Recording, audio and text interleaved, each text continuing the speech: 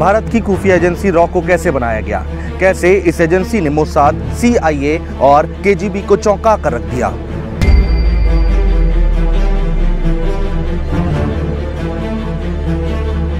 आजादी के 21 साल तक रॉ को बनने से किसने रोका, ये सब कुछ हम आपको बताएंगे। बने रहिए हमारे साथ। 1962 में भारत चीन सीमा पर हुए युद्ध ने देश को अंदर तक झकझोर दिया था। पूरा देश सवाल पूछ रहा था कि आखिर कमी कहां रह गई, हमले का पता क्यों नहीं चल पाया, हमारी तैयारी अधूरी क्यों थी। देश की सेना अपनी रणनीति की समीक्षा कर रही थी।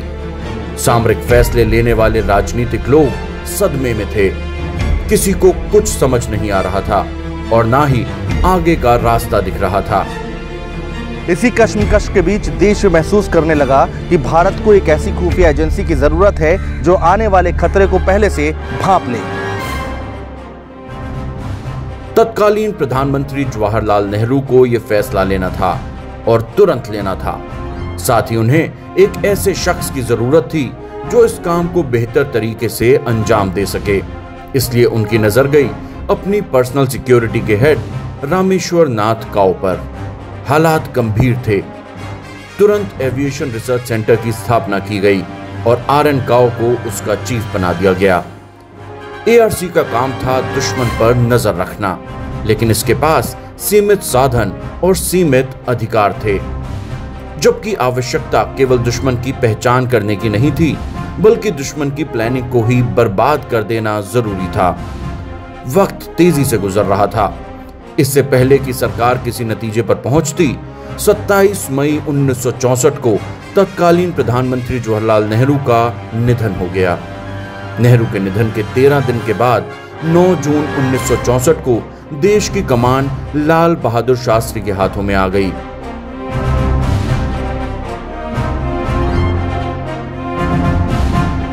समय फिर निकलता जा रहा था। खुफिया एजेंसी रॉ के गठन का फैसला तेजी नहीं पकड़ पा रहा था। एक बार फिर से वक्त ने सबक सिखाने की ठानी और इस बार पाकिस्तान ने बड़ी साजिश कर डाली। 1965 की जुलाई के आखिरी दिनों में पाकिस्तान ने ऑपरेशन जिब्राल्टर शुरू कर दिया। इस ऑपरेशन का मकसद था कश्मीरी आवाम को मुसलमान और इस्लाम के नाम पर विद्रोह के लिए भड़काना। पाकिस्तानी फौज ने आजाद कश्मीर फोर्स का नाम रखकर LOC क्रॉस करना शुरू कर दिया। देखते ही देखते पाकिस्तानी टुकड़ियों ने पीर पंजाल, गुलमर्ग, उरी और बारामूला की चोटियों पर कब्जा कर लिया। पाकिस्तान की इस हरकत से भारतीय खुफिया एजेंसियां सन्न थीं, लेकिन पाकिस्तान की ये साजिश कामयाब नहीं हो पाई। एक तरफ तो कश्मीरी आवाम ने साजिश का साथ नहीं दिया, दूसरी तरफ भारतीय फौज ने पाकिस्तानियों के दांत खट्टे कर दिए।